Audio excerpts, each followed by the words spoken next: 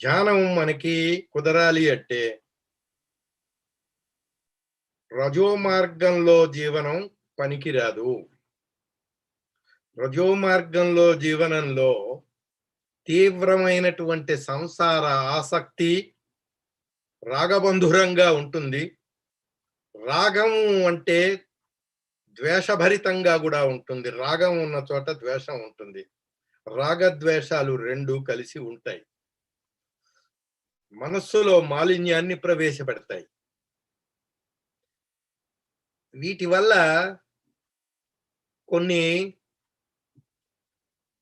చాలా మడికట్టుకుని ఉన్నాం అనుకుంటూ ఉంటాం. మనం పట్టుబట్టలు ధరించి ఉన్నాం అనుకుంటూ ఉంటాం. ధ్యానం చేసుకుంటూ ఉన్నాం అనుకుంటూ ఉంటాం. సడన్ గా కొన్ని చీప్ థ్రిల్స్ కి శరీరం, మనోబుద్ధి, చిత్త, అహంకారాలు పాత వాసనల వల్ల దుష్టకార్యాల్లో ఇరుక్కుంటుంది.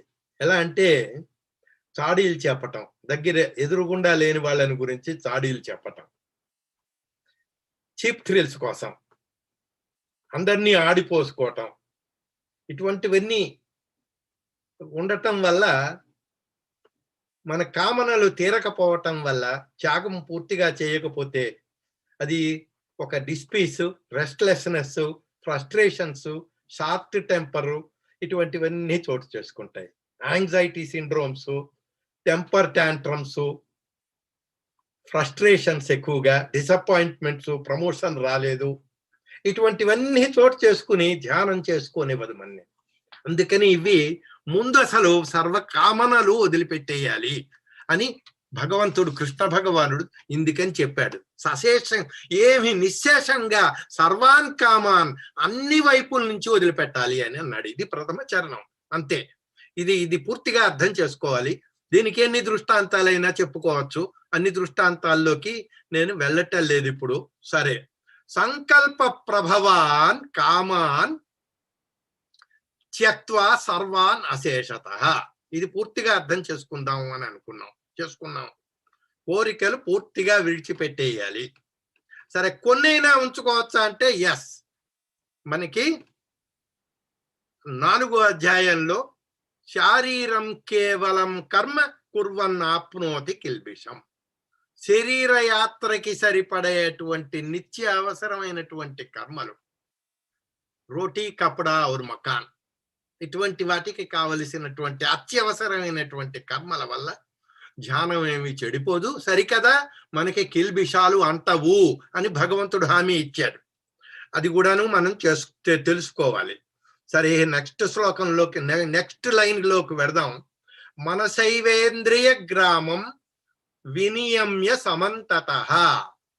మనస్సుని ఇంద్రియాలని వశం చేసుకోవాలి. సరే, ఇప్పుడు మనస్సుతోటి ఇంద్రియాలని వశం చేసుకోవాలి. ముందు మనస్సుని వశం చేసుకోవాలి, తర్వాత మనస్సుతోటి ఇంద్రియాలని వశం చేసుకోవాలి. ముందు మనస్సుని వశం చేసుకోవాలి, దానికి నచ్చ చెప్పాలి.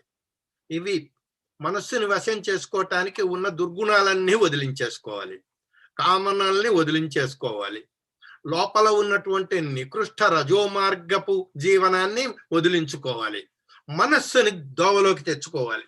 సరే, మనస్సుని దోవలో తెచ్చుకోవటానికి అనేకమైనటువంటి దృష్టాంతాలు నేను చెప్పదలుచుకున్నాను. బహుశా ఎంత టైం ఉందో తెలియటం లేదు. సరే, ఈ మనస్సు, ఈ ఇంద్రియాలని గురించి మనం చెప్పబోయే ముందు ఒక దృష్టాంతం మీతో మళ్ళీ పంచుకుంటాను. ఒక భూస్వామి ఉన్నాడు. వాడికి అనేక వ్యసనాలు ఉన్నాయి. భూస్వామి అంటే బాగా డబ్బు ఉన్నటువంటి వాడు, భూమే సంపదగా కలిగినటువంటి వాడు, 400 ఎకరాలు ఉన్నటువంటి వాడు. అటు ఒకడు ఉన్నాడు. వాడు తన ఇంట్లో వాళ్ళకి, ఆ భూస్వామికి వ్యసనాలు ఉండటం వల్ల ఇంట్లో వాళ్ళకి తెలియకుండా నౌకర్ల చేత చేయించుకోవటం మొదలెట్టాడు. అంటే నౌకర్లతోటి లాలూచీలో పడ్డాడు. ఒక నౌకరు తన స్వకార్యాల కోసం అని చెప్పి తనకు ఉన్నటువంటి ఈ దుర్వ్యసనాలని కోసం అని చెప్పి, ఒరే నువ్వు ఈ పని చేసి పెట్టరా అని వాడిని పురమాయించటం. ఒక ప్రధాన నౌకర్ని పెట్టుకుంటాడు భూస్వామి. సరే, అటువంటి స్థితిలో వాడితోటి పొత్తు పెట్టుకుని దుర్వ్యసనాలు వాడు కంటిన్యూ చేస్తూ కానీ వాడిలో కొన్ని మంచి గుణాలు కూడా ఉండేవి. వాడు ఏం చేసేవాడు, ప్రతి సంవత్సరం ఒక స్వామీజీని ఇంటికి పిలిచేవాడు.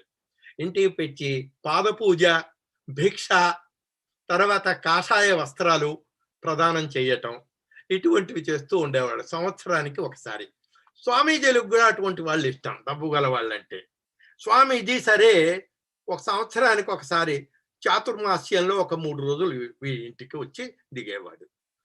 ఇలా ఉంటూ ఉంటే ఆ స్వామీజీకి, ఆయనకి 3 రోజుల కోసం ఆతిథ్యం వచ్చినటువంటి స్వామీజీకి మొదటి రోజున, "అరే నాయనా, నా పాదరక్షలు చెప్పులు తెగిపోయాయి, ఈ చెప్పులు కొంచెం రిపేర్ చేయించి తెప్పించి పెట్టు నీ సేవకుడికి చెప్పి" అని చెప్పి స్వామీజీ చెప్పాడు ఈ భూస్వామికి. సేవకుడిని పిలిచాడు. "రేయ్ స్వామీజీవి, ఇవి నువ్వు చెప్పులు కొంచెం రిపేర్ చేసి పెట్టి తీసుకురా నువ్వు" అని స్వామీజీ ముందే సేవకుడికి చెప్పాడు. వాడు తల విసురుగా, "నాకు కాస్త పని ఉంది సార్, తర్వాత నేను చూస్తానులేండి" అని వెళ్ళిపోయాడు. మళ్ళీ మర్నాడు, ఉండేదే 3 రోజులు స్వామీజీ, మర్నాడు ఆ జోలి చిరిగిపోయింది. జోలి అంటే చేతి సంచి. ఆ చేతి సంచిని, "ఇది కాస్త కుట్టించి తెప్పించి పెట్టు, నిన్న వాడు చెప్పులు తీసుకొచ్చాడు అన్నమాటే కదా" అని అంటే, వాడి ఈసారి స్వామీజీ తెలివిగలవాడు. ఏం చేశాడు, అక్కడ సేవకుడు అక్కడ పనిచేస్తూ ఉన్నప్పుడు జ్ఞాపకం వచ్చింది, "సరే ఇది కూడా కుట్టించి పెట్టు" అని చెప్పేప్పటికీ వాడు వీళ్ళిద్దరికంటే మించి తెలివిగలవాడు. వాడు బరాట్లు వేసుకుని, "నాకు పనుంది సార్" అని చెప్పి మళ్ళీ వెళ్ళిపోయాడు వాడు. ఇవాళ కూడా సరే ఈ స్వామీజీ ఆ చికాకు పడుతున్నటువంటి యజమానిని పిలిచి, భూస్వామిని, "ఇదేం చిత్రంగా ఉంది, నీకు సేవకుడి వాలకం చూసావా? నీ సేవకుడు నీ మాటని ఖాతరు చేయట్లేదని నీకు తెలుస్తోందే లేదా? లేకపోతే ఇవాళ మాత్రమే ఇలా ఉన్నాడా? అవునా కాదా అసలు ఒప్పుకుంటావా" అని అడిగాడు స్వామీజీ భూస్వామిని. తలదించుకుని భూస్వామి ఏం చెప్పాడు, "నో, అది అసలు ఏమిటి ఎందుకని ఇలా పరిస్థితి" అని అంటే, "సేవకుడిని నువ్వు ఫైర్ చేయొచ్చు కదా, ఇటువంటి వాడిని పెట్టుకుని ఏమిటి అఘోరిస్తావు" అని చెప్తే, అప్పుడు చెప్పాడు. యాక్చువల్గా ఉన్న విషయం ఇది స్వామీజీ, నా జుట్టు వీడి చేతిలో ఉంది, నాకు కొన్ని దుర్వ్యసనాలు ఏర్పడ్డాయి, అవి చేయించుకోవటం కోసం అని చెప్పి వీడు నెత్తికెక్కాడు ఇప్పుడు. అయితే ఒక పని చేయి, నువ్వు వాడినేం ఫైర్ చేయకు, నీకే ప్రాబ్లం ఉన్నప్పుడు నీ దుర్వ్యసనాలు పూర్తిగా మానేసేయి, ముందు మానేసి అప్పుడు చూడు ఏం జరుగుతుందో అని చెప్పాడు ఒక సలహా. స్వామీజీ వెళ్ళిపోయాడు. సరే, భూస్వామికి స్వామీజీ చెప్పిన సలహా నచ్చింది. వాడు ఒక 3 నెలలు తీసుకున్నాడు. వాడు కూడా ఒక చాతుర్మాస్యం లాగా. సరే, వాడికి ఉన్నటువంటి దుష్ట గుణాలన్నీ స్లోగా ఒకదాని తర్వాత ఒకటి మానేసేసాడు. ఓ సంవత్సరం పట్టింది వాడు కాస్త దోవలోకి రావటానికి. సరే, మళ్ళీ నెక్స్ట్ ఇయర్ స్వామీజీ వచ్చాడు ఇదే టైంకి. సరే, అప్పుడు స్వామీజీ ఇదే నౌకరున్నాడు చూశాడు. ఏమిటి వీడు మారాడా ఏమన్నానా ఏమిటి అంటే, "స్వామీజీ మీరిచ్చిన సలహా నాకు నచ్చింది. నా వ్యసనాలన్నీ మానేశాను. వాడికి తెలిసొచ్చింది. ఇప్పుడు వాడి జుట్టు నా చేతిలో ఉన్నది. నేను లోబడకుండా అన్ని నికృష్ట కామనలు నేను వదిలేసేసుకున్నాను" అని చెప్పాడు. సో దీంట్లో మనం నేర్చుకోవాల్సిందేమిటి, మనకి ఉన్నటువంటి నికృష్టమైనటువంటి కామనలు, ఈ కామాలు, కోరికలు, ఇవి వదిలేసేయాలి. పోనీ మంచి కోరికలు పెట్టుకోవచ్చా?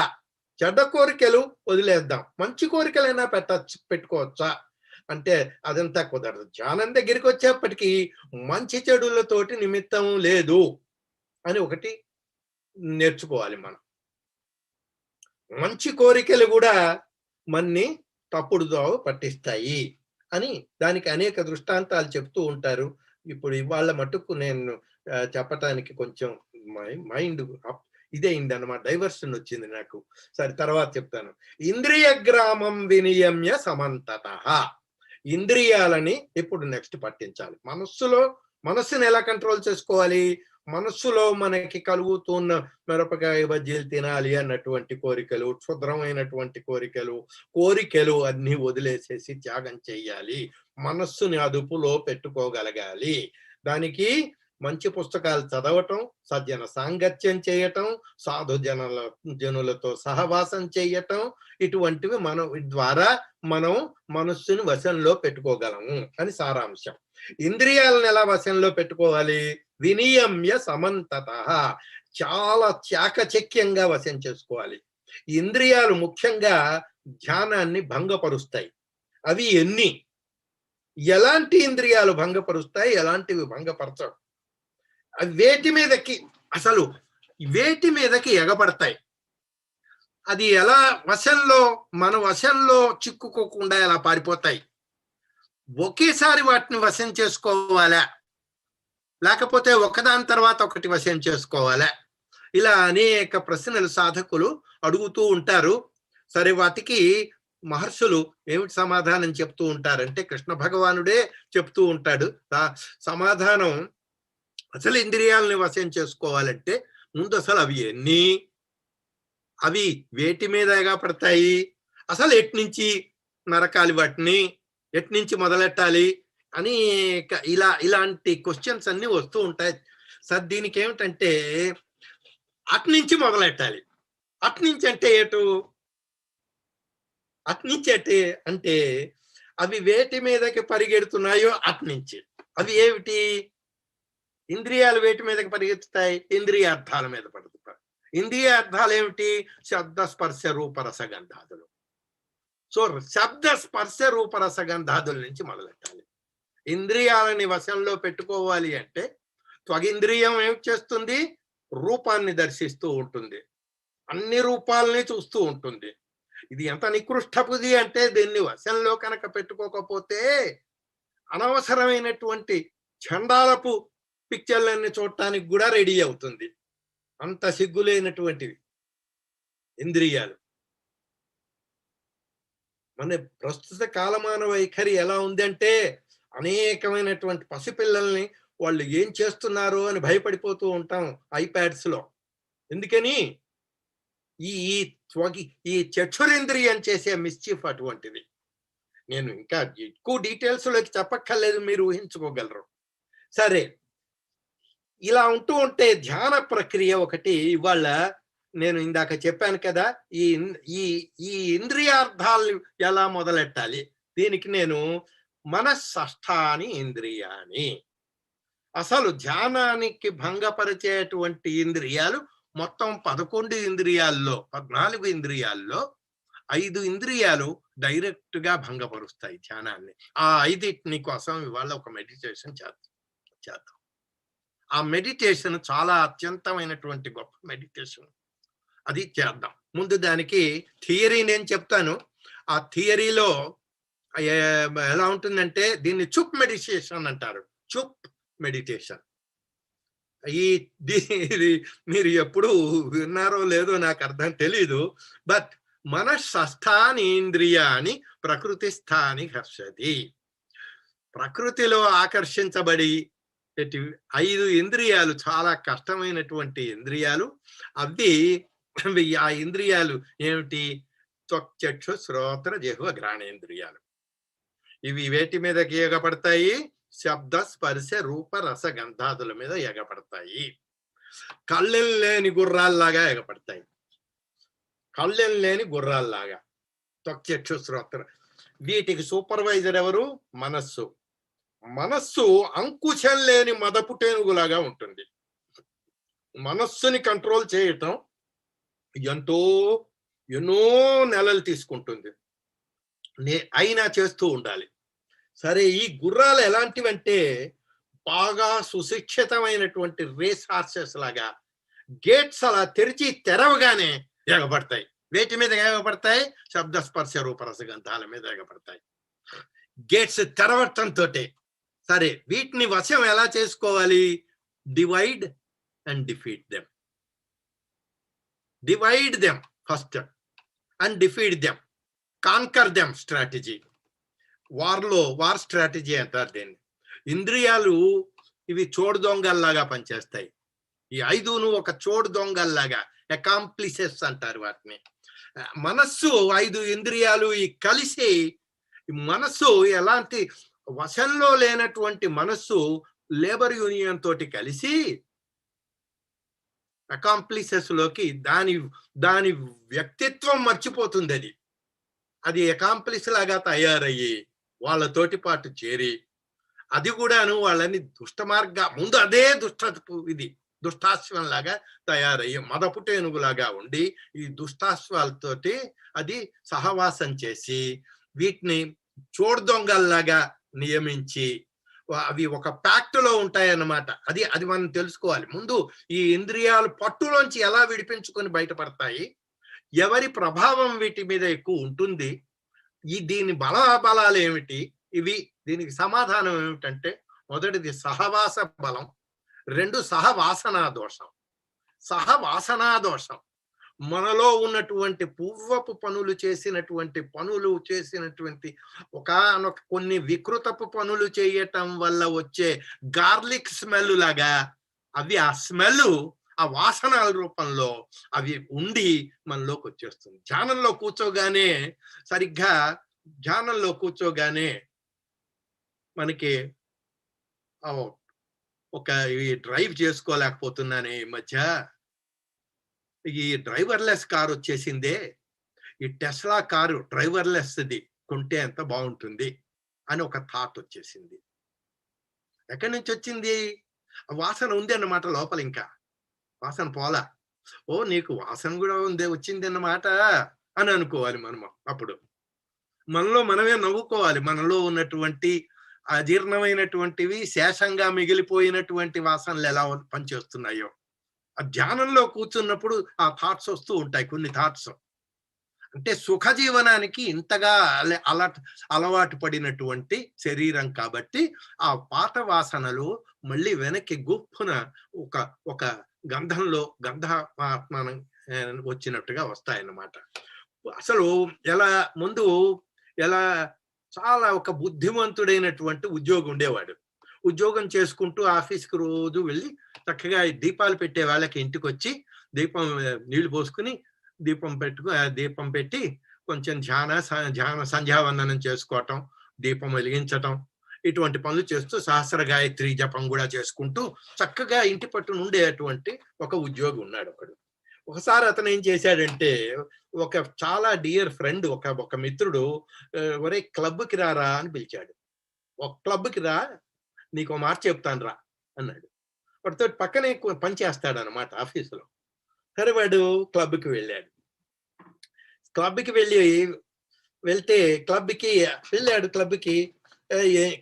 నువ్వు అసలు క్లబ్కి ఎందుకు వెళ్ళావయ్యా అని ఒక పెద్ద మనిషి అడిగాడు.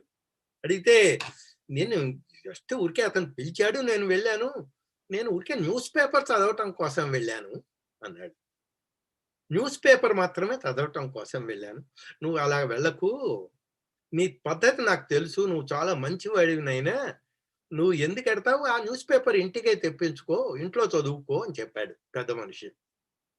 కాదు, ఇంట్లో అయితే ఒకటే న్యూస్ పేపర్ వస్తుంది, నాకు అక్కడ 4 న్యూస్ పేపర్లు పెడతారు క్లబ్లో, నేను చదువుతూ ఉంటాను అని చెప్పాడు. కాదు, ఆ న్యూస్ పేపరు అది బానే ఉంది, నేను న్యూస్ పేపర్ ఒక్కటే చదువుతున్నాను, నేనే తాగుతానా, పేకాట ఆడతానా, నాకు ఇవన్నీ వ్యసనాలు లేవు అని నీకు తెలుసు కదా అని చెప్పి కొంచెం బుకాయించాడు. న్యూస్ పేపర్ అంతే. క్లబ్కి వెళ్ళాడు. అలా 2 రోజులు అయింది. 3వ రోజు పక్క రూములో వాడి ఫ్రెండ్స్ అంతాను పేకాట ఆడుతున్నారు, పక్క రూములోనే. వాళ్ళు ఏం చేశారంటే, ఒరే నువ్వు ఆ న్యూస్ పేపర్ ఏదో చదివేది, ఆ చదివే న్యూస్ పేపర్ ఇక్కడికే వచ్చి చదువుకోరాదా, నీ కంపెనీ మాకు ఎంజాయ్ చేస్తావు, నువ్వు ఇక్కడే చదువుకో, పోయింది ఏమిటి అని ఊరికే సజెస్ట్ చేశారు. చేస్తే వాడు సరే ఇంతకీ వచ్చి న్యూస్ పేపర్ ఒక చైర్ లాక్కున్నాడు, న్యూస్ పేపర్ చదవటానికి మొదలెట్టాడు. కానీ సరే ఈ న్యూస్ పేపర్ 3 రోజులైంది, 4 రోజులైంది, వారం రోజుల తర్వాత వాళ్ళు ఇప్పుడేమో ముందు న్యూస్ పేపర్ మాత్రమే ఇక్కడికి వచ్చి చదవమని సజెస్ట్ చేసిన వాళ్ళు ఏమన్నారు, నువ్వు మాకు అడ్డం వస్తున్నావు, నువ్వు ముక్కలు వేస్తూ ఉంటే నువ్వు అడ్డం పడుతున్నావు, దిష్టి విధవలాగా ఉంది పరిస్థితి నీ వాలకం చూస్తే, ఇవాళ మాకు మనిషి ఒకటి తక్కువ అయ్యాడు, ఈ ఆట రౌండ్కే నాకు 6 కావాలి, నువ్వు కూడా వచ్చి ముక్కలేయి మాతోటి అన్నాడు.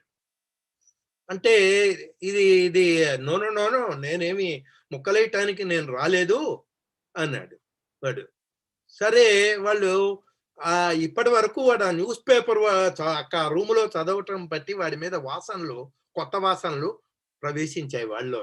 ఏమిటి, వీళ్ళు ఆడుతూ ఉంటే, ముక్కలు ఆడుతూ వేస్తూ ఉంటే డబ్బులు ఒకటి గెలవటం, ఆ గెలిచిన వాడికి మిగిలిన వాళ్ళంతా డబ్బులు ఇవ్వటం. దీంట్లో లాభం కూడా ఉందన్నమాట, దీంట్లో కూడా డబ్బులు చేసుకోవచ్చు అన్నటువంటి థాట్స్ కొంచెం వాడిలో ప్రవేశించేశాయి. 4 రోజుల సహవాసంలో తల్లో వాడికి మస్తిష్కంలో కొత్త థాట్స్ వచ్చాయి. సరే నాకు ఒరే బాబు ముక్కలు వేయటం నాకు రానే రాదు, నన్ను వదిలేయండి నా నన్ను అని వాడు మొత్తుకుంటున్నాడు. కాదు కాదు నువ్వేం డబ్బులు కూడా పెట్టక్కర్లేదు, డమ్మీగా ఆడు అంతేను, ఇవాళ మనిషి రాలేదు, మాకు 6 కావాలి రౌండ్కి ఈ ఒక ఆటకి, నువ్వు వచ్చేయి. ఏమి నిన్ను చూసుకుంటాం కదా మేము, నువ్వు మంచివాడివి అని చెప్పి వాడిని ఒప్పించారు. వాడిని ఒప్పిస్తే సరే ముక్కలేయటం డమ్మీగా ఆడు, నేర్చుకో, 4 రోజుల్లో నీకే వచ్చేస్తుంది, ఏమిటి బ్రహ్మ విద్య ఏమిటి అని వాళ్ళు ఒప్పించారు. చూసుకోండి వాడి పరిస్థితి. వారం రోజుల్లో ఎక్కడికి వచ్చాడు, ఆట మొదలెట్టాడు. ఇంకో 4 రోజుల్లో ఈ పేకాటలో పోయే డబ్బుకి ఫ్రస్ట్రేషన్ కోసం సిగరెట్ తాగటం మొదలెట్టాడు. వాడు ఇంకో 4 రోజులు అయ్యేప్పటికీ మందు కూడా వేసుకోవటం మొదలెట్టాడు.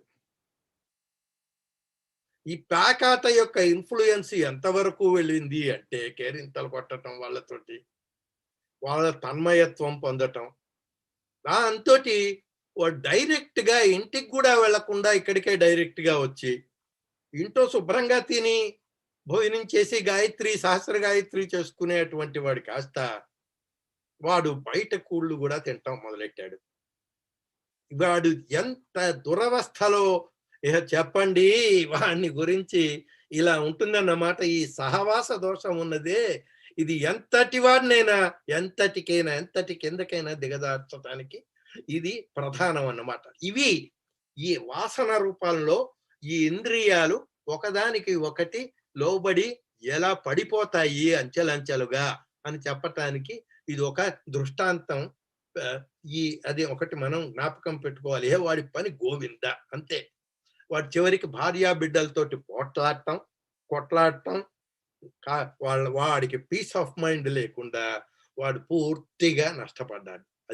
అదన్నమాట. విషయాన్ విషవత్ త్యజ అని.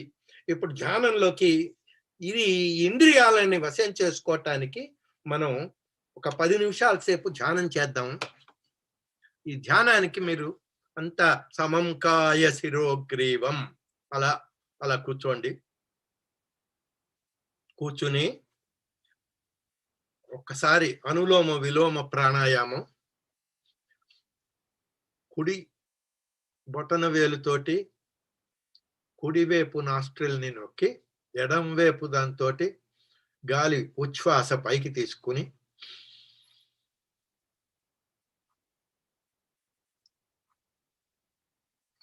మళ్ళీ ఎడం చేతితోటి కుడి చేతితోటి ఎడం నాస్ట్రిల్ని నొక్కి వదిలేసి మళ్ళీ పైకి తీసుకు మళ్ళీ నొక్కి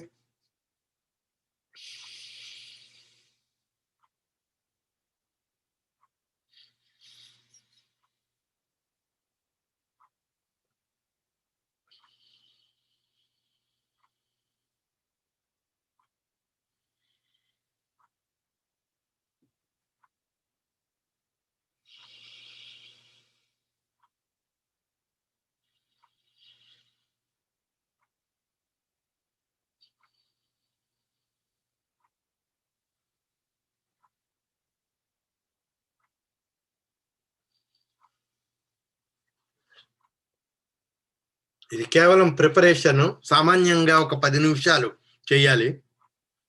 మైండ్ సెట్ చేయటం కోసం అని చెప్పి ఇది ప్రిపరేటరీ ప్రియాంబుల్ అంతే. సరే, దీనికి కొంచెం థియరీ నేను ఇనిషియేట్ చేస్తాను. యాక్చువల్ గా చెప్పబోయే మెడిటేషన్ దాని పేరు చుప్ మెడిటేషన్. ఇది ముందు ఈ థియరీ తెలుసుకుని డ్రైవింగ్ మాన్యువల్లో ఎలా స్టెప్స్ తీసుకోవాలో అది ముందు చెప్తాను. చెప్పిన తర్వాత యాక్చువల్ ప్రాక్టికల్ డెమాన్స్ట్రేషన్ ఒక 5 నిమిషాల్లో చేద్దాం. సరే, ఈ అనులోమ విలోమ ప్రాణాయామం ఇది అన్నింటికి చాలా సదా ఉపయోగపడుతుంది. సరే, దీని థియరీ ఏమిటి అంటే దీనికి ఇప్పుడు ధ్యానంలో ఒక సత్యాన్ని మనం గమనించాలి. ఏమిటండి ఆ సత్యం? ఇప్పుడు నేను ఉన్నాను, ఈ నేనును గురించి తెలుసుకోవటమే కదా ధ్యానం అంటే. ధ్యానం అంటే నేను ఒక ఉనికిని తెలుసుకోవటం అని మనం చెప్పుకున్నాం చాలాసార్లు. కిందటి ప్రవచనంలో ధ్యానం చేస్తున్నాను అంటే ట్రూ ఆర్ ఫాల్స్? ఫాల్స్. చేస్తున్నాను తప్పు. ధ్యానంలో చెయ్యటం అనేది లేదు, నిష్క్రియ. ధ్యానంలో ఉన్నాను, ఉండుట, స్థితి. భగవంతుడు శ్రీకృష్ణ భగవానుడు శ్లోకాలన్నిట్లోనూ పదాలు చాలా కేర్ఫుల్ గా వాడాడు. ఇది తడవకి నేను అండర్లైన్ చేశాను. సరే, ఉండటం. సరే, ధ్యానం అంటే ఉండటం.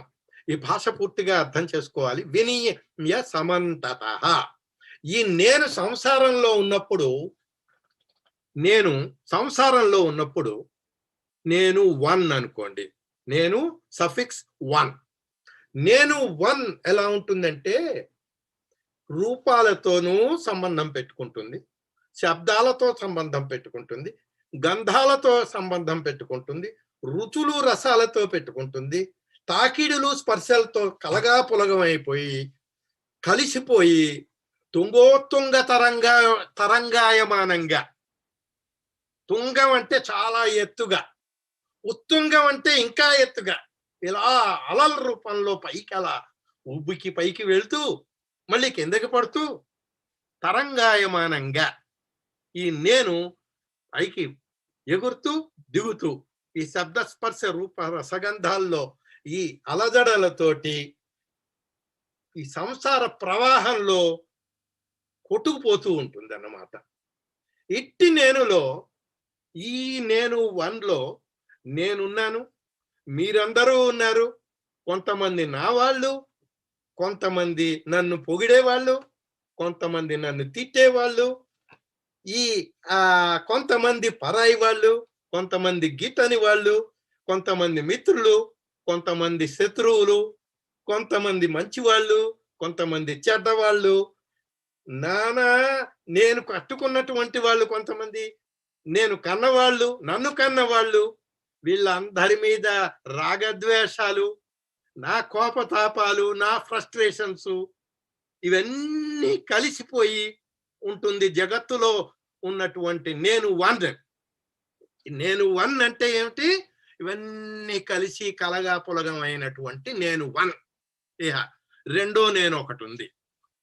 ఆ నేను జీరో అనండి. ఆ నేను జీరోలో ఏమిటవుతుంది? అక్కడికి వెళ్ళేప్పటికీ కొంచెం కళ్ళు మూసుకోండి. మీరు కళ్ళు మూసుకుని జగత్తు కంప్లీట్ గా అంతర్ధానం అయిపోయింది. రూపాలేమీ కనిపించవు, గంధాలు లేవు, రసాలు లేవు, అలికిడి కాని చప్పిడి కాని లేదు, తాకిడి కాని లేదు. ధ్యానంలో మీరు సక్సెస్ఫుల్ అయితే 10 నిమిషాల ధ్యానంలో ఇవన్నీ అంతరించిపోగా, ఏవి అంతరించిపోగా? శబ్ద స్పర్శ రూప రస గంధాలన్నీ అంతరించిపోగా మిగిలినటువంటి ఆ నేను జీరోలో, అది నేను జీరో అదన్నమాట. ఆ నేను వన్కి ఈ నేను జీరోకి ఏమిటి భేదం, తేడా ఏమిటి అని తెలుసుకోవటం, నేను ఎవడను అని తెలుసుకోవటం, నేను ఎవరిని అని తెలుసుకోవటానికి భగవాన్ రమణ మహర్షి చెప్పినటువంటి ఆ టెక్నిక్ అది. సో ఈ ధ్యానంలో కూర్చోవాలే కానీ అది ఎలా కూర్చోవాలి అని ఇవాళ మనం చేయబోతున్నాం. ఇది ఒక 10 నిమిషాల్లో దీనికి థియరీ. శబ్దాల మీద మనస్సు పెట్టడం మానేయాలి మనం. తర్వాత రుచులు జారిపోవాలి మనకి. ధ్యానంలోకి వెళ్ళబోయే ముందు బబుల్ గమ్ నాలిక మీద పెట్టుకోకూడదు, సుపారీ వేసుకోకూడదు, కిళ్ళి వేసుకోకూడదు, కాఫీ తాగకూడదు. ఈ రుచులు మిగిలిపోకూడదు. వాసనలకి దూరగ్రస్తం చేసుకోగలగాలి. మనం కొంత నియమం పాటించాల్సి వస్తుంది. అప్పుడే మనం ఇంద్రియాలని నిగ్రహించుకుని నియంత్రించుకోగలుగుతాం అన్నమాట. ఇది ధ్యానం. ఈ ధ్యానంలో కళ్ళు మూసుకుని ఉండటం. అలా ఎలా మూసుకోవాలి, అది మిగిలిన ఇంద్రియాలని ఎలా పడుకోబెట్టాలి అని తప్పు. అలా మాట్లాడకూడదు. పడుకుంటే ధ్యానం ఏమిటి లేదుగా. పడుకోకుండా ధ్యానం చేయగలగాలి. ఈ వీటిని నిశ్చేష్టతతోటి నివృత్తిలోకి దింపాలి ఇంద్రియాలని. దానికి గ్రాడ్యువల్ గా దింపటం అది. సో ఈ తెలివిలో ఉండాలి. తెలివిలో ఉండాలి. నిద్ర పనికిరాదు. తెలివిలో ఉండాలి. తెలివి అంటే ఎరుక. మీ ఎరుకలో చప్పుళ్ళు వినిపించరాదు, స్పర్శలు వినిపించరాదు, తాకిడి వినిపించకూడదు, రుచులు రాకూడదు. ఇవి అన్నమాట.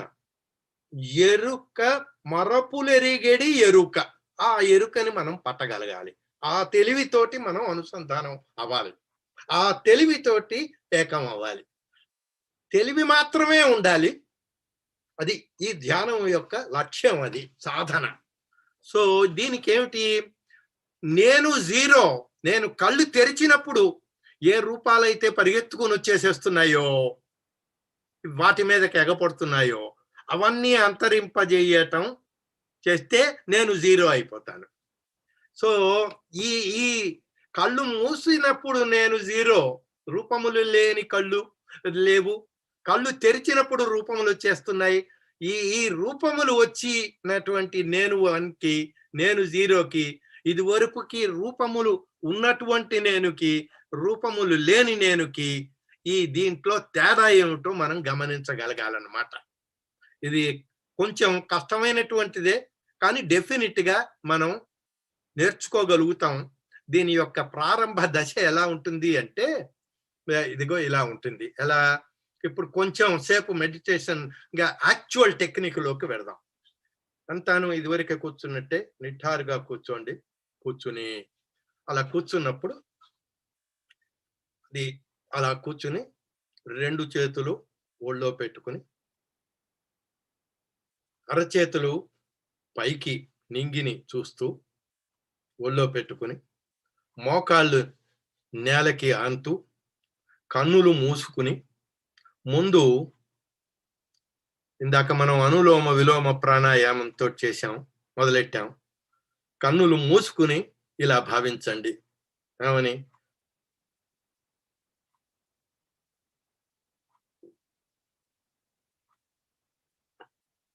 నేను నా మనస్సుతో చూచెడి శక్తిని, మూసిన కన్నుల ద్వారా చూచెడి శక్తిని భావన చేస్తున్నాను. నాకు చూపు లేదు. తాత్కాలికముగా అంధుడను. నా ఎరుక యందు ఎట్టి రూపములు రావటం లేదు. చూపు లేని వాడను కావును. నా ఎరుక యందు రూపములు ఏవీ లేవు. రూపజ్ఞానము పోయినది. రూపాలకి సంబంధించిన రాగద్వేషాలు కూడా లేవు. రూపానికి సంబంధించినవి పటాపంచలైపోయాయి రాగాలు. నేను పూర్ణుడను.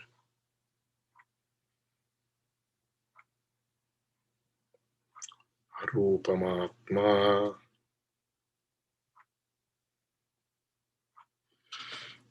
కళ్ళు మూసుకుంటూనే ఇప్పుడు వినే శక్తిని భావన చేస్తున్నాను. నాకు వినికిడి కూడా లేదు. నా ఎరుక యందు ఎట్టి శబ్దములు వినబడుట లేదు. తాత్కాలికముగా చెవిటివాడనై ఉన్నాను. బధిరుడను, శబ్ద జ్ఞానము అంతరించినది. అశబ్ద ఆత్మ నేను పూర్ణుడను. ముక్కు అలాగుననే ముక్కు, నా ముక్కుకి దిబ్బెళ్ళు పడినవి. ఎరుకలో గంధము లేదు. నాసిపుటములు కొయ్యబారినవి. గంధ జ్ఞానము అంతరించినది. అగంధం ఆత్మ నేను పూర్ణుడను.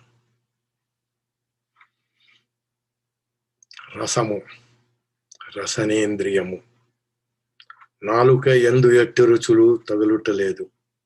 తాత్కాలికముగా నాలుక పని చేయుటలేదు. ఆ ఎరుకలో రుచులు అంతరించుచున్నవి అని భావన చేయాలి. నేను మీకు వినిపించాలని మాట్లాడుతున్నా, భావన చేయాలి. లోపల భాష లేనటువంటి భావనలో భావన చేయాలి. అది నేను అందుకని బయటికి చెప్తున్నా. సరే, అలాగుననే చర్మము కొయ్యబారిపోయినది. స్పర్శేంద్రియము వాతగ్రస్తమైనది. పక్షవాతమా? హరి హతవిధి పక్షవాతము కాదు. తాత్కాలికముగా నా ఎరుకలో తాకిడి, స్పర్శ లేదు. సోఫా సుఖము నా ఎరుకలోంచి పోయింది. స్పర్శ జ్ఞానము లేదు. అస్పర్శం ఆత్మ. ఓ అశబ్దమస్పర్శం అరూపమవ్యయం తథా అరసం నిత్యమగంధం అవత్యయత్. ఓం బ్రహ్మైవాహమస్మి బ్రహ్మైవాహమస్మి అహమస్మి అహమస్మి అస్మి అస్మి అస్మి అస్మి అస్మి. ఓం. ఇది మెడిటేషన్. ఒక్కొక్క ఇంద్రియాన్ని, ఆ ఇంద్రియార్థాన్ని హెల్ప్ తీసుకుని వాటిని హననం చేసి అంతరింపజేసి ఆ ఇంద్రియాన్ని వశం చేసుకోవటం ఈ మెడిటేషన్ యొక్క లక్షణం. చాలా పవర్ఫుల్ మెడిటేషన్ ఇది. ఈ మెడిటేషన్ దీన్ని అనేక పేర్లు, నార్త్ ఇండియాలో చుప్ మెడిటేషన్ అని అంటారు దీన్ని. సరే, ఇది ఇట్లా ఉంటే ఈ మెడిటేషన్ నేను ఒక చాలా దగ్గర ఫ్రెండ్ తోటి పంచుకున్నా మొదటిసారి, ఒకసారి కొన్ని ఏళ్ల క్రితం. తను ఇది ఏమిటంటే, ఇది విచిత్రమైన మెడిటేషన్. ఆ రోజుల్లో కోవిడ్ రాలేదు అప్పటికి. ఒక ఫ్రెండ్ ఢిల్లీ ఐఐటిలో పిహెచ్డి చేశాడు. బెల్ ల్యాబ్స్ లో పనిచేసేవాడు. ఇద్దరం ఒకే రోజు రిటైర్ అయ్యాం. అతను కాంట్రాక్టర్ గా పనిచేసేవాడు, నేను రెగ్యులర్ గా పనిచేసేవాడిని, అంతే తేడా.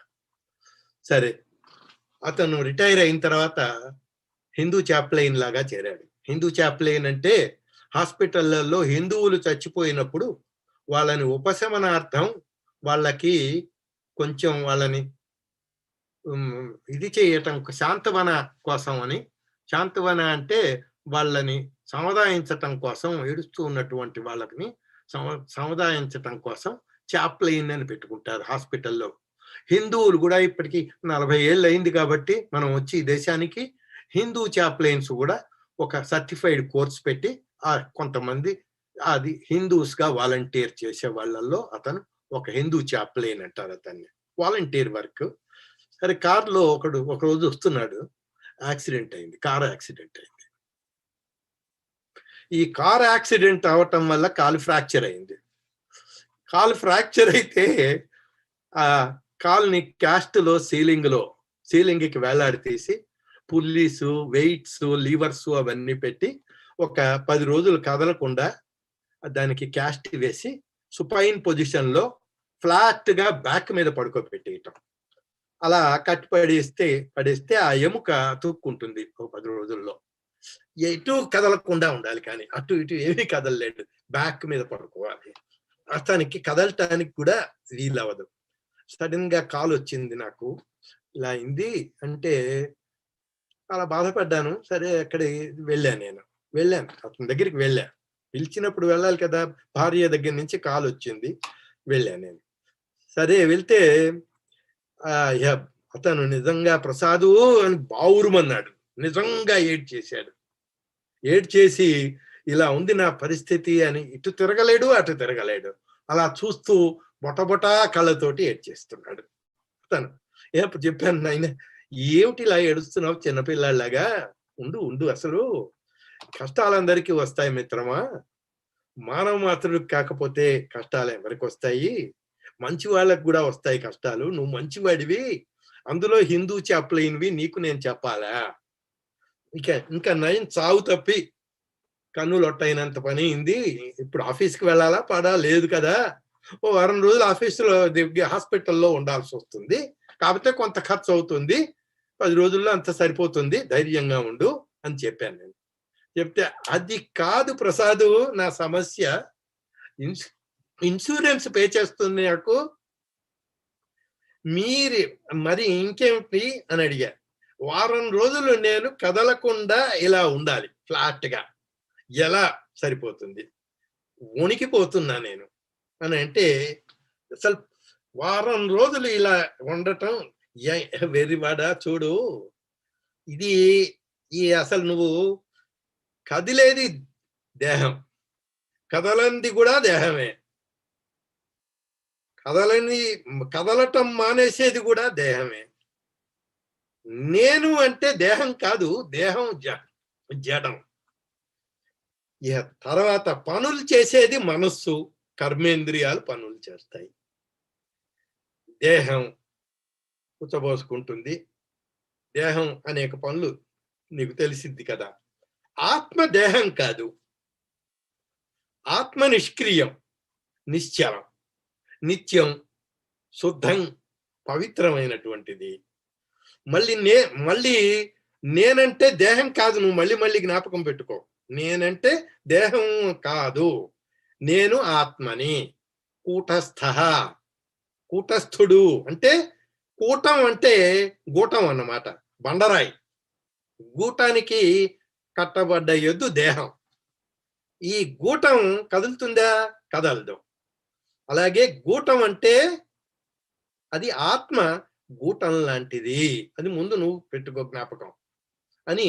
ఇప్పుడు నువ్వు నోటితో నాతోటను, నేను దేహము కాదు, ఇంద్రియములు కాదు, కాలు నేను కాదు అని మళ్ళీ అను అని చెప్పి అతని చేత అనిపించి, కూటస్థమచలం ధ్రువం అనే 4 శ్లోకాలు అతని చేత అనిపించి, ఇప్పుడు నువ్వు ధ్యానం చెయ్యి, ఈ ధ్యానం అని చెప్పి అలా పడుకున్న వాడిని పడుకున్న వాడితోటి ఈ ధ్యానం చేయించాను నేను.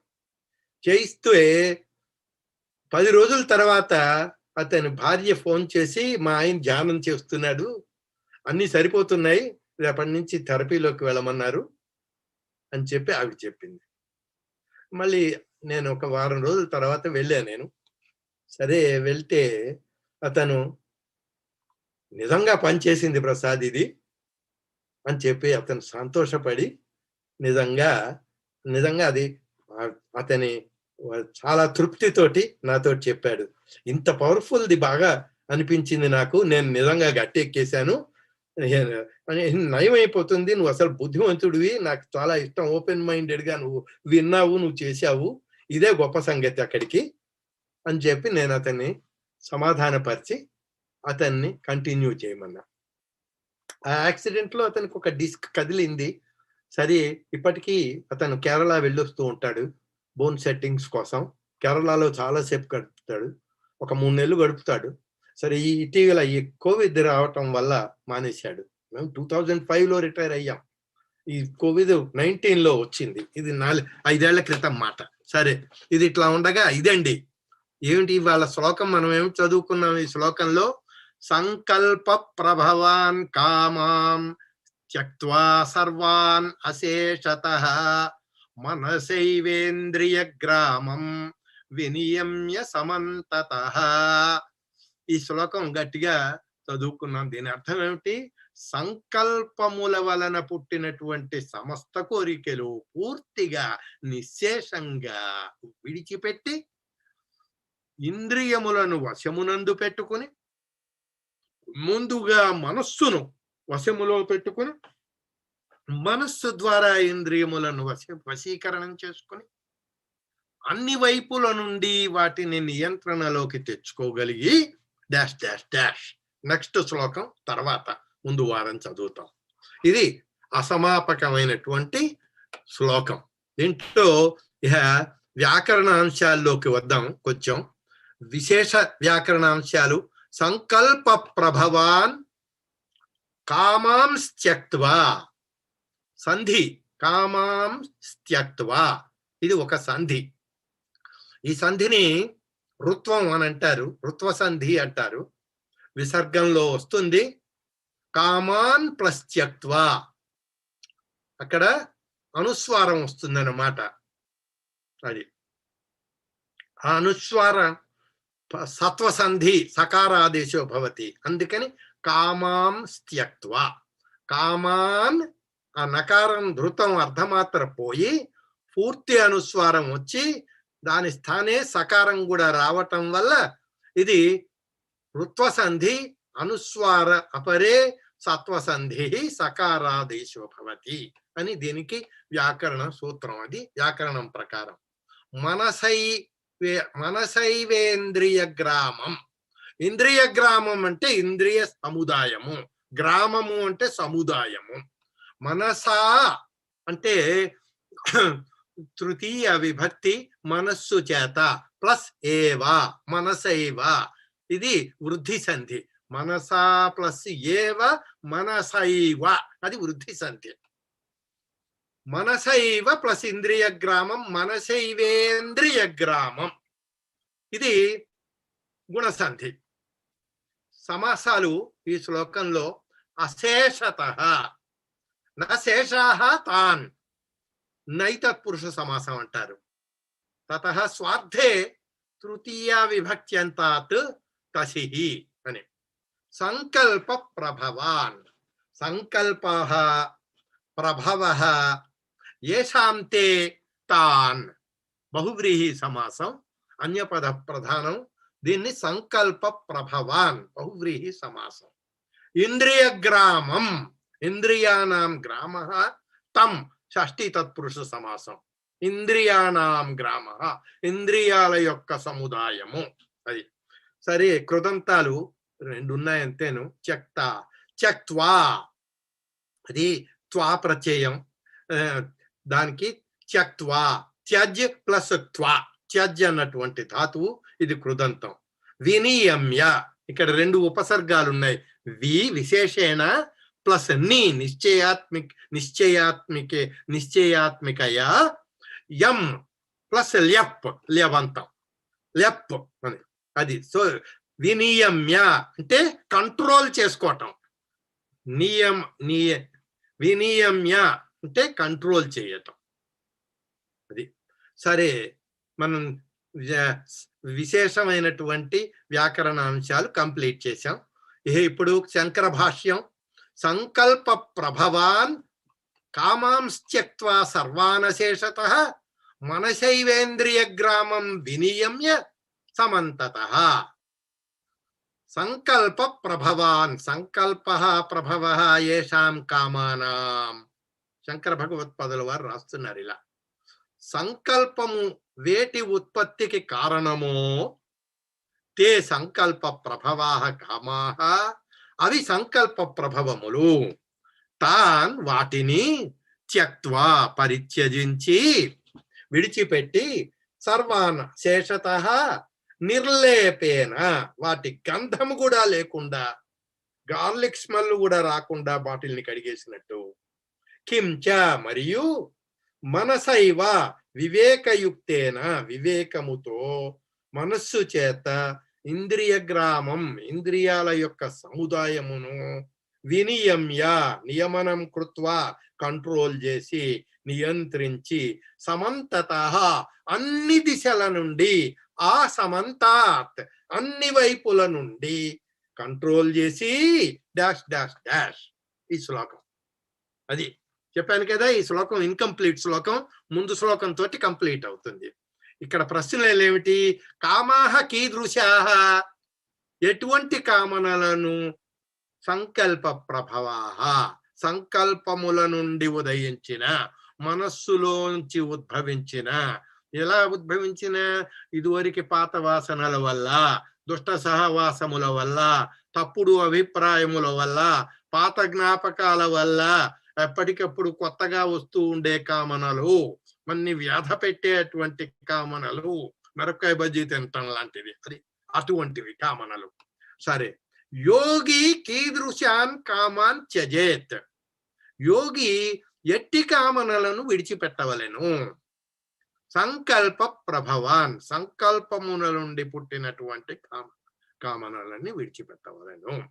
మనసా కిం వినియచ్చేత్, మనస్సు చే వేటిని నియంత్రించవలెను? ఇంద్రియ గ్రామం, ఇంద్రియాలన్నిటినీ మనస్సుతోటి పగ్గంలాగా వాటిని ఉపసంహరించాలి. ఇక్కడ ఇది ఈ ఇంద్రియాలు, ఈ మనస్సు అనేటువంటివి కఠోపనిషత్తులో యమధర్మరాజు చెప్పాడు. యమధర్మరాజు నచికేతసుడికి ఏం చెప్పాడు? తృతీయ వల్లిలో ప్రథమాధ్యాయంలో ఆత్మానం రథినం విద్ధి శరీరం రథమేవతు బుద్ధింతు సారథిం విద్ధి మనః ప్రగ్రహమేవచ. ఆత్మానం రథినం విద్ధి, రథంలో కూర్చునే యజమాని ఆత్మ అనుకోండి. బుద్ధింతు సారథిం, బుద్ధి సారథి, రథాన్ని నడుపుతున్నాడు. బుద్ధి, బుద్ధీంద్రియం.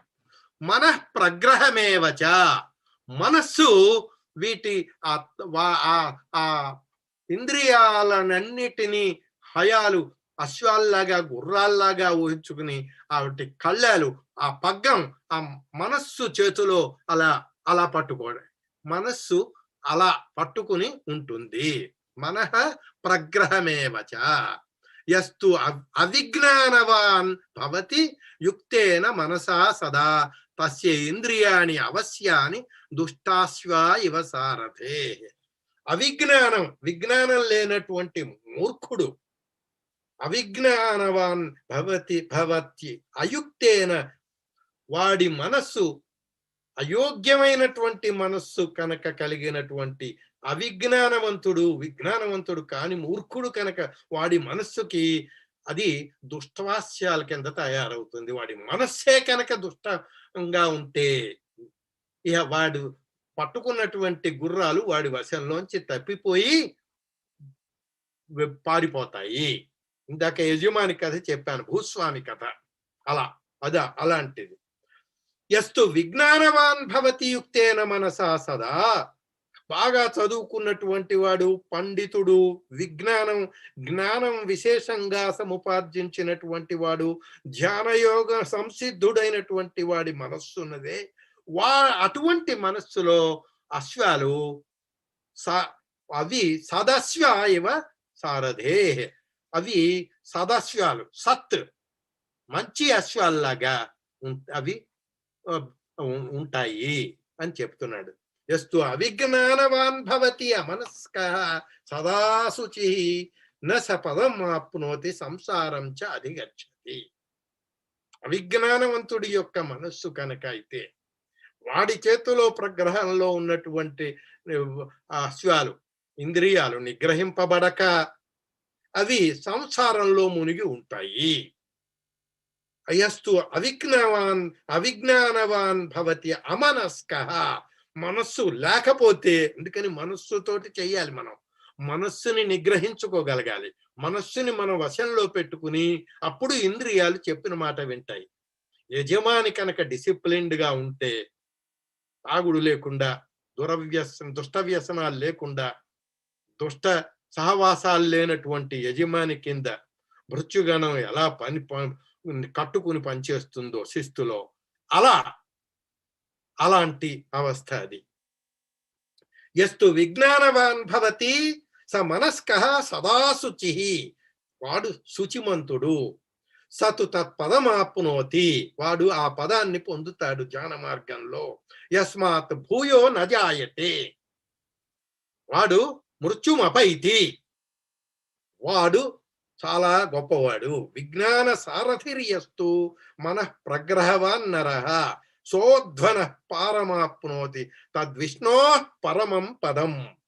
ఇంద్రియాభ్య పరాహ్యర్థాః అర్థేభ్యశ్చ పరం మనః మనసస్తు పరా బుద్ధి బుద్ధేరాత్మా మహాన్ పరః మహతః పరం అవ్యక్తం అవ్యక్తాత్ పురుషః పరః పురుషాన్న పరం కించిత్ సా కాష్ఠా సా పరాంగతి. ఇది ఆత్మానం రథినం విద్ధి శరీరం రథమేవతు బుద్ధిం తు సారథిం విద్ధి మనః ప్రగ్రహమేవచ. ఇది బెస్ట్ ఎగ్జాంపుల్ మనకి కఠోపనిషత్తులో యమధర్మరాజు చెప్పాడు. భగవద్గీతలో ఈ శ్లోకాలు అన్నీ కూడా ఆ మంత్రాన్ని ఆధారం చేసుకుని ధ్యానయోగంలో ఈ శ్లోకం వచ్చింది. తర్వాత నెక్స్ట్ శ్లోకం ఊరికే చదివి మాత్రం అది నేను ఇవాళ ఉపసంహరించేసేస్తాను. ఈ నెక్స్ట్ శ్లోకం చాలా ఇంపార్టెంట్ శ్లోకం. అది మళ్ళీ చాలా ఇంపార్టెంట్. అది ఎంత శ్లోకం అంటే అది శనై ఉపరమేద్బుద్ధ్యా ధృతి గృహీతయా ఆత్మసంస్థం మనః కృత్వా కించిదపి చింతయేత్. శనైః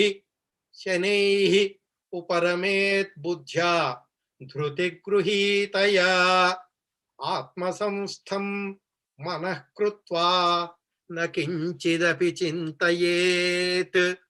శనైః ఉపరమేత్ బుద్ధ్యా ధృతి గృహీతయా ఆత్మసంస్థం మనః కృత్వా న కించిదపి చింతయేత్. ఇది కంప్లీట్ చేస్తుంది ప్రీవియస్ శ్లోకాన్ని. ఏమిటి చెప్తుంది? ధైర్యం తోటి, బుద్ధితోటి, స్టడీ బుద్ధితోటి, నిలబెట్టబడినటువంటి బుద్ధితోటి, బుద్ధ్యా ధృతి గృహీతయా అన్నాడు అక్కడ. శనై అంటే మెల్లమెల్లగా, మందముగా, మెల్లిగా, గ్రాడ్యువల్ గా మనస్సును ఆత్మయందే నిలిపి, ఆత్మ సంస్థం, ఆ వర్డ్ నోట్ చేసుకోండి, సంస్థం, ఆ స్థితి. నా కించిదపి చింతయేత్, ఎటువంటి చింతలు చేయొద్దు. మళ్ళీ చింతలు పనికిరాదు. నా కించిదపి చింతయేత్, మనస్సుని నిగ్రహించు, మనస్సు యొక్క సంస్థని వశం చేసుకుని మెల్లిగా. ఇక్కడ శని అన్నటువంటి శబ్దం వాడాడు, అద్భుతమైనటువంటి పదం. ముందు చింతయేత్ అన్నాడు, అది ఇక్కడ క్రియాపదం. చింతయేత్ అంటే మనం తెలుగులో ఏమిటనుకుంటాం, అంతా చింతాగ్రస్తుడయ్యాడండి, చాలా విచారాల్లో మునిగిపోయాడు. తప్పు. అది విచారం అంటే దుఃఖం అనుకుంటూ ఉంటాను తెలుగులో.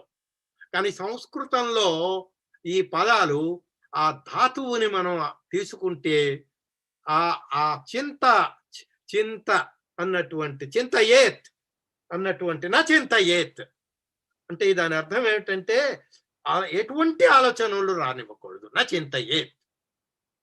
చితి అంటే స్మృత్యాం అని అర్థం. స్మృత్యాం, చితి, చింతనే అని కాదు, ఇక్కడ స్మృత్యాం అన్నటువంటి అర్థంలో. అకర్మకం, ఇది సకర్మకం, కర్మతో ఉండి తీరుతుంది. చురాది గణాల్లో వస్తుంది. ఉభయపది, ఇది కూడా విధిలింగ్. ఇక్కడ పరస్మై పదంలో వాడాడు. చింతయేత్, చింతయేతాం, చింతయేయుః, విధిలింగ అన్నమాట. ఇది విధియుక్తం. చింతయేయం, సహ చింతయేత్, నా చింతయేత్, నా విచింతయేత్, అది అన్నమాట. సరే, ఇది ఈ శ్లోకం దీని యొక్క విశేషం ఎందుకంటే ధ్యానాన్ని గురించి అనేక గ్రంథాలున్నాయి. కంప్లీట్ వర్క్స్ ఆఫ్ వివేకానంద అని ఉన్నది. మొట్టమొదటి దాంట్లో రాజయోగం అని ఉన్నది.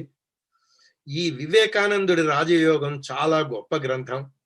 భగవద్గీతలో ఈ ధ్యాన యోగంలోనే 47 శ్లోకాలు ఉన్నాయి. ఈ శ్లోకం ధ్యానానికి అన్నింటికంటే అత్యంత శ్రేష్టమైనటువంటి గొప్ప శ్లోకం. ఈ శ్లోకాన్ని బేసిస్ గా తీసుకుని మనం ధ్యానం చేసినట్టయితే జీవన్ముక్తి తథ్యం, గ్యారంటీ అని అంటారు వాళ్ళు యోగులు. ఇది ఖాయం. అలాంటి శ్లోకం ఇది. అసలు ఈ శ్లోకం ఇంకా ఎంతో చెప్తుంది. శని శనై శనై, భూమి సూర్యుడి చుట్టూ తిరగటానికి మేషం, వృషభం, మిథునం, కర్కాటకం, సింహం ఇలా ఒక్కొక్క నెల చొప్పున, సింహం తర్వాత మిథునంలో ఒక నెల, తులారాశిలో ఒక నెల, వృశ్చికంలో ఇంకో నెల, అలాగే ధనుస్సులో ఒక నెల, మకరంలో ఒక నెల, కుంభంలో ఒక నెల, మీనంలో ఒక నెల, మేషంలోకి వచ్చేసేపటికి మళ్ళీ నెల. 12 నెలల్లో భూమి సూర్యుడి చుట్టూతా తిరిగితే శని 30 ఏళ్ళు పడుతుంది సూర్యుడి చుట్టూతా తిరగటానికి. 30 ఏళ్ళు. ఒక్కొక్క రాశిలో 2.5 ఏళ్ళు కూలబడతాడు. 30 ఏళ్ళు. మన జీవితంలో, మన జాతకంలో శని తోటి కనుక మనం పుడితే వాడు మొదటి 30 ఏళ్లలో ఒకసారి తిరుగుతాడు, 2.5 ఏళ్లలో వాడు తిరుగుతాడు. 30 ఏళ్లలో 2.5 ఏళ్ళు ఒక్కొక్క చక్రం. మళ్ళీ 30 ఏళ్ళకి రెండో చర్వణం మొదలెడుతుంది. అంటే 2 సార్లు శనిని చూడటం జరుగుతుంది. శని వాడు కనుక సుఖాన్ని ఇస్తే ఎంతో సేపిస్తాడు, దుఃఖాన్ని ఇచ్చినా కానీ చాలా సేపిస్తాడు శని. శని యాక్చువల్ గా మిత్రగ్రహం కింద లెక్క, మంగళకరుడు అని అంటారు వాడిని. ఈ ధ్యానం కనుక మీరు మొదటి 30 ఏళ్లలో మొదలెట్టకపోతే ఇది 60 ఏళ్ళలో మీరు ధ్యానంలో సక్సెస్ఫుల్ అవుతారు. అందుకని 30 మీకు తెలిసిందే. ఇప్పుడు శనై శనై ఉపరమేత్. ఇప్పుడు షష్ఠి పూర్తి అయిపోయింది అనుకోండి, ఇట్స్ టూ లేట్. ఇప్పుడు మొదలు చేసేయాలి. ఎనీ టైం ఇప్పుడు చేస్తూ ఉండాలంతే. Every day is a bonus for us. ఈ పర్టిక్యులర్ ఈ దీంట్లో ఎన్నో ఎక్సర్సైజెస్ ఉన్నాయి. నెక్స్ట్ వీక్ కూడా ఈ ఒక్క శ్లోకమే తీసుకుని ఉన్నవన్నీ చెప్పటానికి ప్రయత్నం చేస్తాను. మన అంతర్జాలంలో, మన అంతరిక్షంలో ఏమి ఒడిదుడుకులు లేకుండా, అంతరాయాలు లేకుండా ఉండాలని ప్రార్థన. దాంతో ఓం సహనా భవతు సహనౌ భునక్తు సహ వీర్యం కరవావహై తేజస్వినావధీతమస్తు మా విద్వేషావహై. ఓం శాంతి శాంతి శాంతి. సర్వే భవంతు సుఖినః, సర్వే సంతు నిరామయాః, సర్వే భద్రాణి పశ్యంతు, మా కశ్చిద్ దుఃఖభాగ్ భవేత్. అసతో మా సద్గమయ, తమసో మా జ్యోతిర్గమయ, మృత్యోర్మా అమృతం గమయ. ఓం శాంతి శాంతి శాంతి. స్వస్తి స్వస్తి ప్రజాభ్యాం పరిపాలయంతాం న్యాయేన మార్గేణ మహీం మహిషాః. గోబ్రాహ్మణేభ్యః స్వస్తు నిత్యం. లోకాః సమస్త